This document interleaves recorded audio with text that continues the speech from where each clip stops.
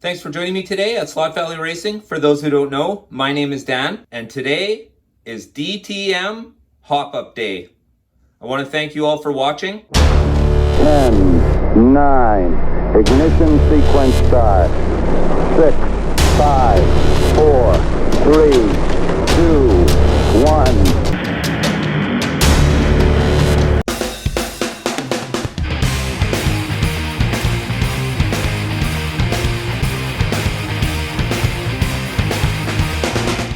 So today what I'll be using is the Slot Invasion tuning kit for 132nd DTM Carrera cars.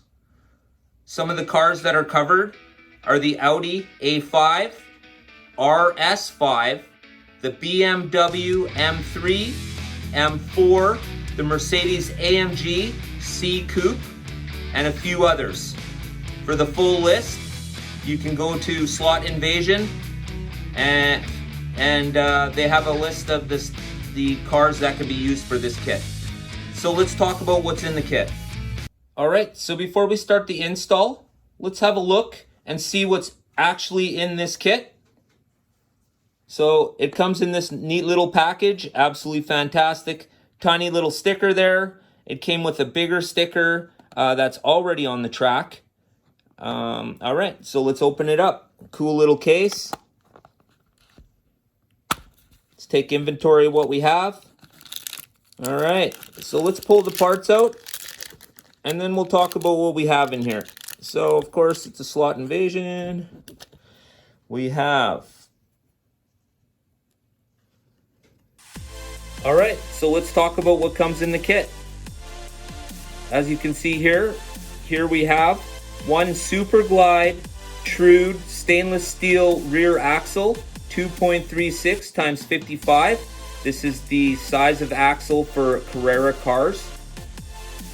Next we have two Slot Invasion aluminum rims, 18.5 times 9.5 millimeters.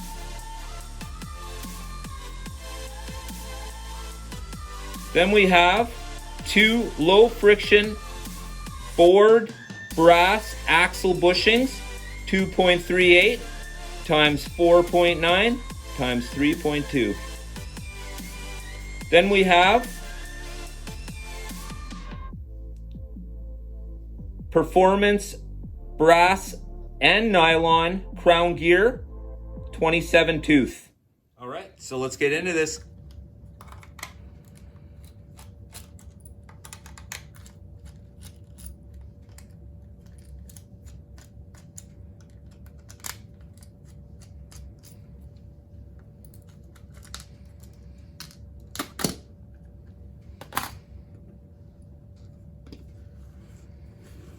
Just move these to the side for now. In fact, let's even put them in here. Perfect little case. All right. Takes care of that. Now let's get the back axle off the car. So we're just gonna pop it out. There we go. We'll have to do a little cleanup there. There's a little oil that leaked out. No big deal. No big deal at all. All right. So here we are. You can see I put a little tack there just to keep the wire down.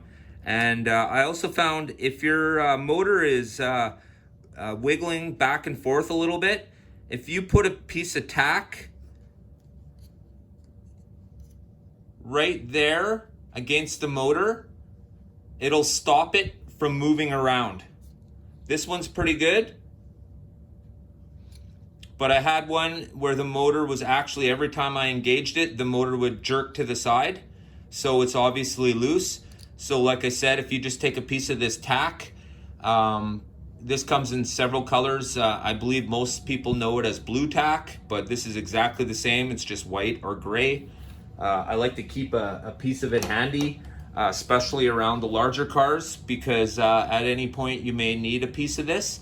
And BTW, this also works good as a tire cleaner. Maybe give it a try. See, if you're going to use this for a tire cleaner, just like it is now, this is how you leave it on your track. Just like that. That way you don't have a big machine in your way or a lint brush, which themselves are fantastic. But if you just need something quick, then you really just need a piece of tack. All right. So let's have a look. Looks like we're gonna need to pop the pinion off. Okay, so let's get the pinion off. There you go. So what I'm using there, it's just a flathead screwdriver. And I just put it in behind and then give it a little turn, and that pulls it away. And then of course, it just pops off. All right. A lot easier than HO. I find obviously the larger cars are a little bit easier to work on. So that's why I thought I would do the hop-up series. That's why I do the hop-up series. And it looks like we have a bit of a bare wire here. That's not a problem. If you can see right, I don't know if you guys can see that right there.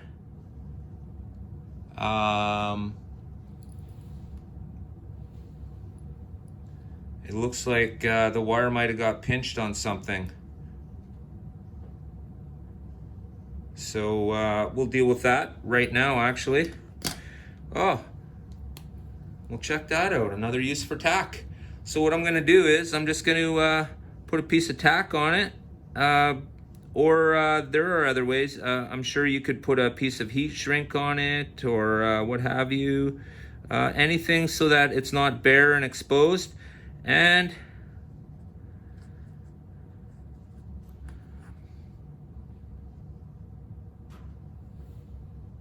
problem fixed. A little bit of wire showing, it no longer shows. There we go. Now, of course, I'm going to have to make sure that this gets tucked into a proper position, because obviously that was not a proper position and it must have pinched something at some point. So we'll do our best to get this out of the way. Okay. So there we have it. All right. All right. So I'm going to reinstall the 9-tooth pinion with the new one from SLOTINVASION. That's probably the easiest part of this whole hop-up.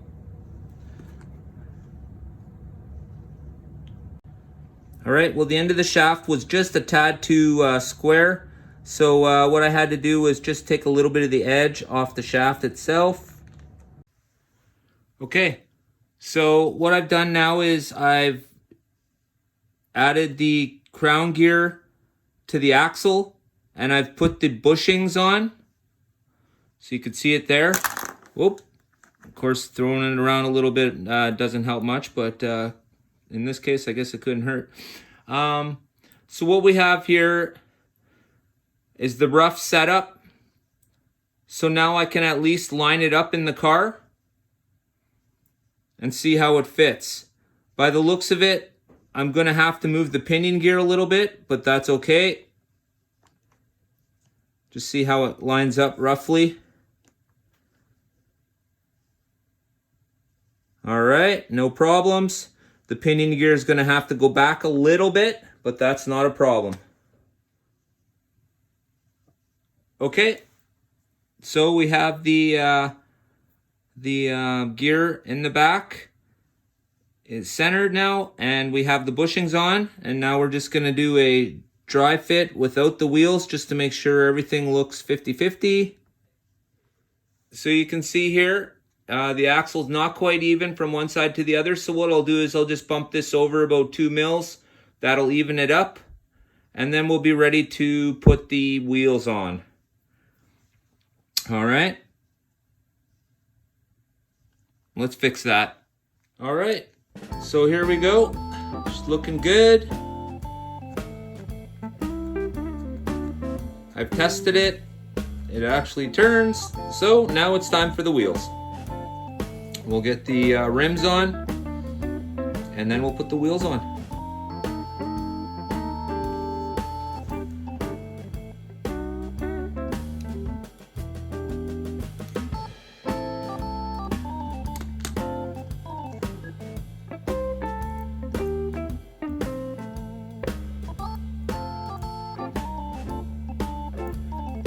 go.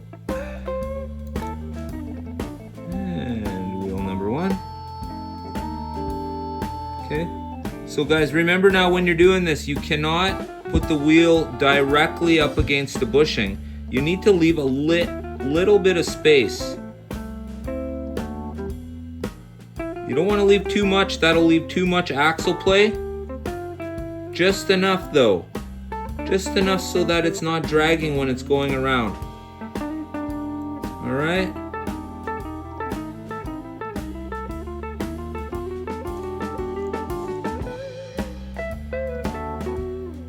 And there we go. Oh, I love that look of that rim. That is so awesome. All right, we'll go to the other side now. Here we are, same thing.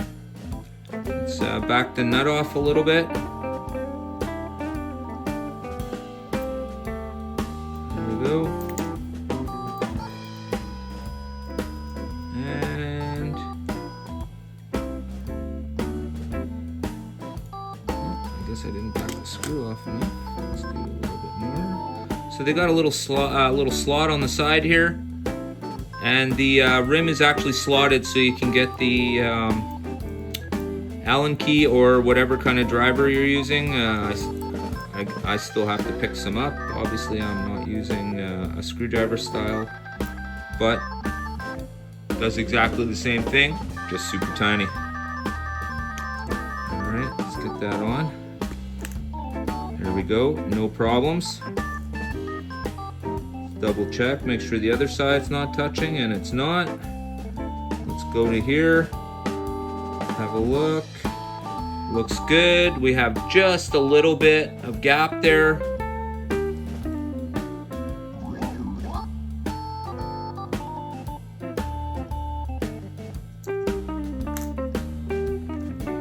So now, there we go. Before we put the wheels on, let's spin it up and see if it explodes. All right, here we are. We'll just put a tire under the back just to prop it up a little bit.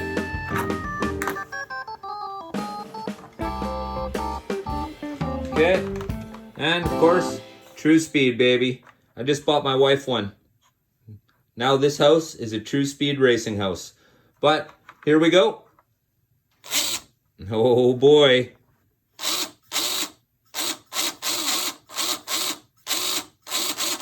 All right, looks like I don't have a rim on correctly. It seems to be wobbling around, so we will fix that. It appears that one of the rims is warped. Let's have a close-up, show you guys what's going on here. All right. Wrong controller. There we go. Wrong controller. What am I doing here? Oh, there we go.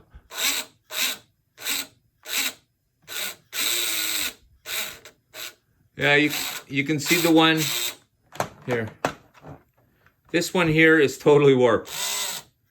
It's actually pulling the car around. This one here is straight. You can see it's straight. But look at this one here.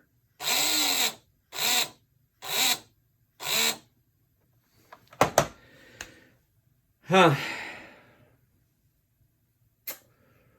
Well, not overly impressed, mind you. I do have a second set, which was for a second car, but I guess the second set is also going to be used for the first car. Let's see if I can get a straight rim out of this package. Very strange that such a high quality item would be like this. All right, let's check it out. Let's take it off and put another one on.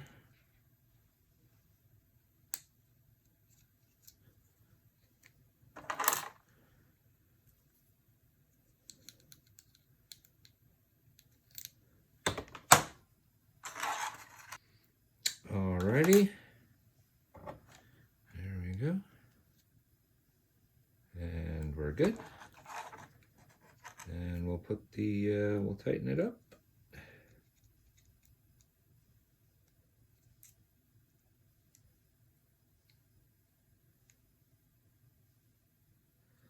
All right, let's get it on the track.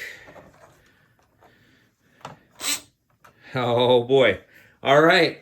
So, boy, I'm glad I came across this so you guys would see this, what's going on here. Okay. So, actually, I'm not really glad I came across it, but at least I can explain it. So we have the proper tire. This tire here, you can see it was correct. It wasn't warped. It was working fine. Now we're talking about the one. We're talking about this one here now. This one here in particular, this one here is warped. It's a shame. It's a nice looking rim. I guess I'm going to have to get a hold of Slot Invasion. Such a nice product. All right, so let's see if changing it out will straighten it up. There you go, ladies and gentlemen. So we definitely have a warped rim. Stuff like this does happen. Like I said, I have the ability to explain this to people, so I'm actually glad it happened when I'm doing the review. So here we go. Let's have a look, and you can see it's rolling smoothly now.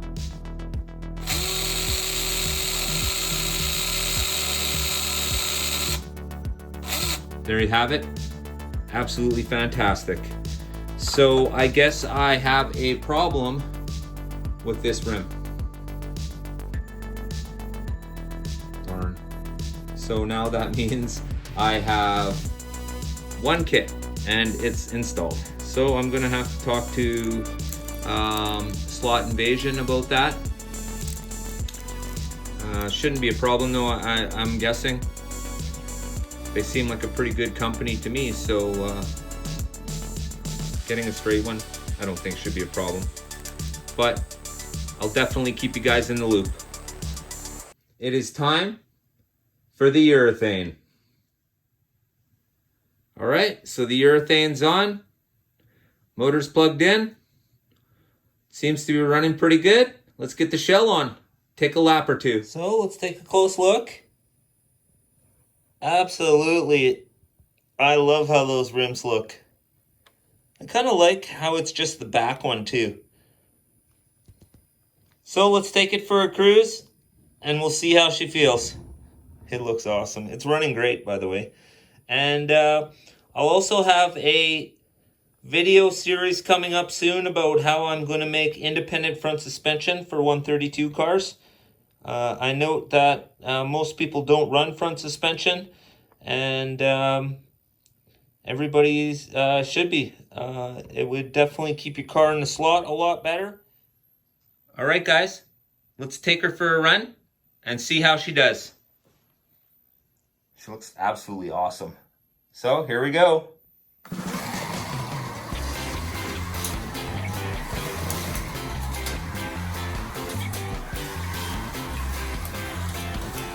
And of course, I haven't trued the urethane tires yet, but I can tell they sure inspire confidence in how the car sticks to the track. So let me back it up just a little bit here. Okay, there we go.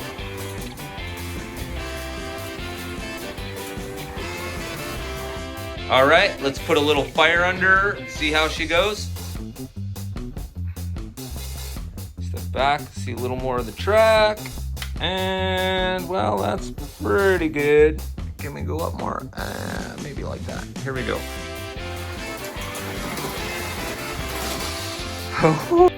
All right, so before I added the rear axle kit, my cars would not come out of the slot when they went around the first three corners because the cars were able to handle it. And now it appears that this car is moving a little too quick to just hold the handle down. So let's try it again.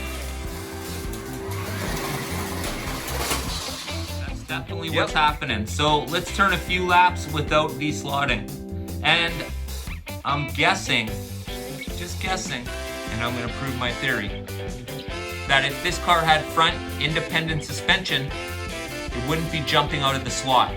The reason why the cars jump out of the slot is because one tire is turning way faster than the other tire, especially on the larger cars, on the tighter curves. So, here we go.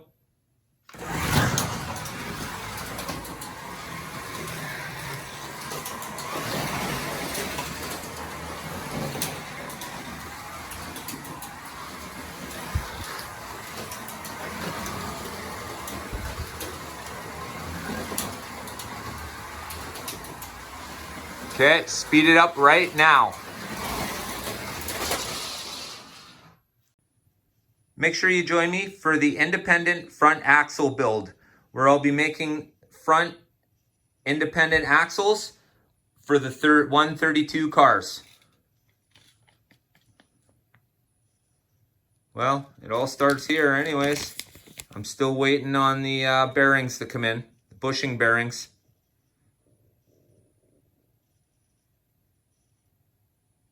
But we'll see.